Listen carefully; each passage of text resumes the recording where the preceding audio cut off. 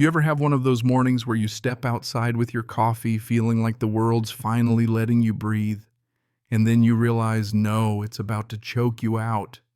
Instead, that was me standing barefoot on my own porch, mug in hand, when a voice blared from a megaphone. You are surrounded. Step out with your hands where we can see them. 4 sheriff's deputies crouched behind their cruisers, guns drawn, and behind them, oh, she was loving it, Victoria Sterling herself, standing there with that damn smug smile. But this was just the end of the story. 6 months before that, life was quiet. Almost too quiet. Let me back up a sec. My name's Caleb Hayes, folks around here. Just call me Cal. For a quarter of a century, I was a prosecutor up in Cook County, Illinois, wrestling with the worst of humanity in courtrooms packed with lies and noise.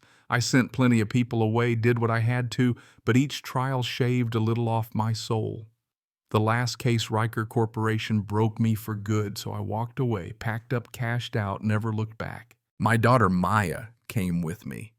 She was 15, sharp as a tack, and just as beaten down by city life as I was.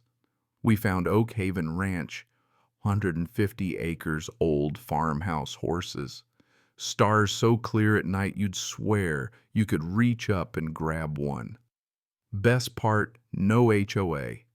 I made damn sure every deed, every county line I had, my lawyer checked twice. This land was ours, a real sanctuary. And for a while, that's exactly what it was. Maya learned to ride, we fixed fences, planted a garden, healed up little by little. But across the valley there was Sterling Estates, pure modern excess.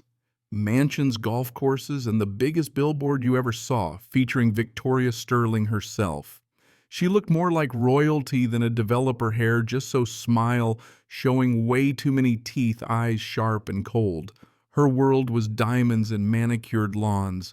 Mine was dirt and sweat and real peace. And I figured that's how it'd stay separate, simple. Then one Tuesday a letter showed up. Classy envelope, thick as cardboard with that big silver S logo in the corner. Inside, welcome to the neighborhood, plus a little list of community standards they hoped I'd follow, like matching barn paint and keeping livestock hidden. I laughed out loud, couldn't help it. It was the nicest thread I'd ever read. I wrote back real polite, quoting county law and letting them know their authority stopped right at my fence line. A week later, there it was, a drone hovering maybe 200 feet up Silver S, glinting in the sun. Not moving, just watching. Maya saw it, asked what it was. That, honey. That's the reply. And just like that, the war started. Every day the drone arrived, circled, never crossing the line, but making damn sure we knew we were being watched. For 2 weeks it kept up. And then just as I thought I was getting numb, Victoria upped the ante, a black helicopter S logo, painted big as life, swooping low over my barn, rattling the windows and sending my chickens into panic. The drone and helicopter became routine. Photos, documentation, but I knew none of it would matter. Complaining about a rich developer in Tarrant County is like yelling into a hurricane. Then the county started coming after me. A notice about my barn, a century-old structure, being out of compliance with some rule from 2018. Then another letter about my well threatening the watershed. Then the Department of Transportation saying my gravel driveway might be illegal unless I paved it. And finally, the lowest blow of all, a letter from Child Protective Services claiming someone was concerned about Maya's well-being out here. I swear in that moment I went colder than I've ever felt in my life. My kid was off limits. Victoria Sterling had just made this personal.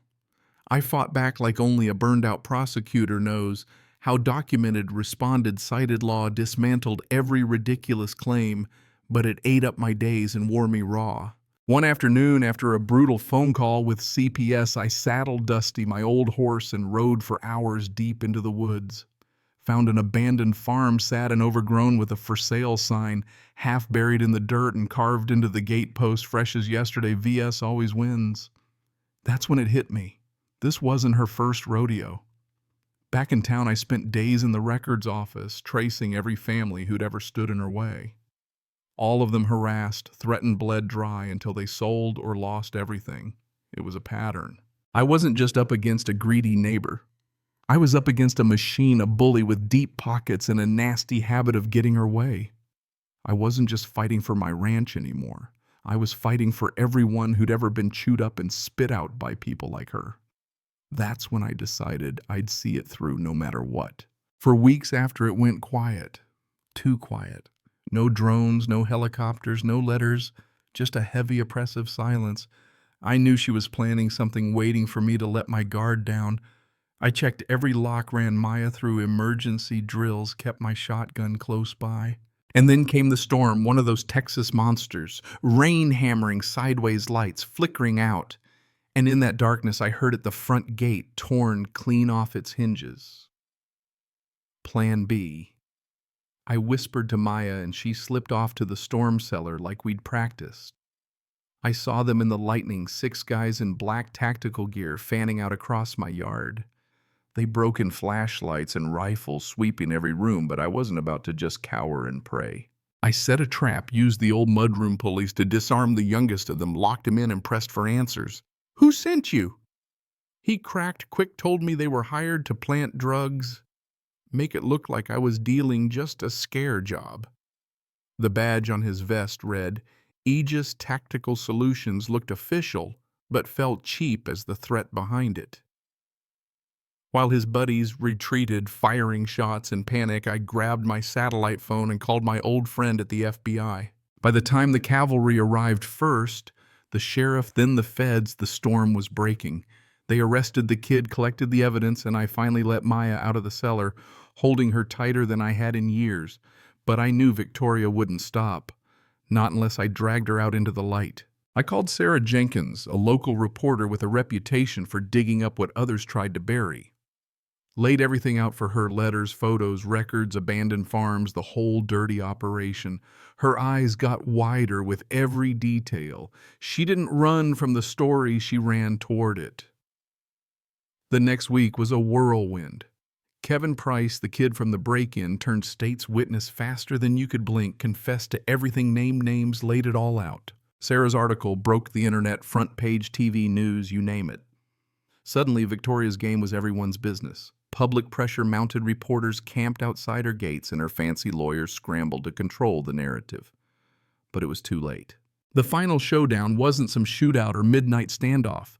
It was the Tarrant County Planning Commission's meeting, Victoria's big moment, meant to crown her queen of the county, turn my ranch into another amenity. But when she took the podium, she found a room packed with cameras, angry neighbors, and at the back a trio of FBI agents, my old friend Mark leading the charge. They arrested her right there, conspiracy, wire fraud, witness, tampering, the works. The room went silent, then exploded with whispers and cell phone flashes. She looked right at me. No more smug smile, just a woman who realized her empire was crumbling. We didn't stop there. We rallied every family she'd bullied and filed a class action suit so big it made the evening news. We didn't just win back our land, we tore her name off half the county. Now 6 months later, it's quiet at Oak Haven Ranch, real quiet. Maya laughs in the yard, the chickens are back, the sky's still big and blue. I know now, peace isn't handed to you, you fight for it tooth and nail. And when you win it, you guard it with everything you've got. Victoria Sterling. She's history. But you know what? Out here, peace is never permanent. That's the lesson power always pushes back. So what do you think? Did justice win, or is this just the way the world works? Drop your thoughts in the comments. Tell me whose side you're on, and let's talk about what real justice looks like, because this fight isn't over, not by a long shot.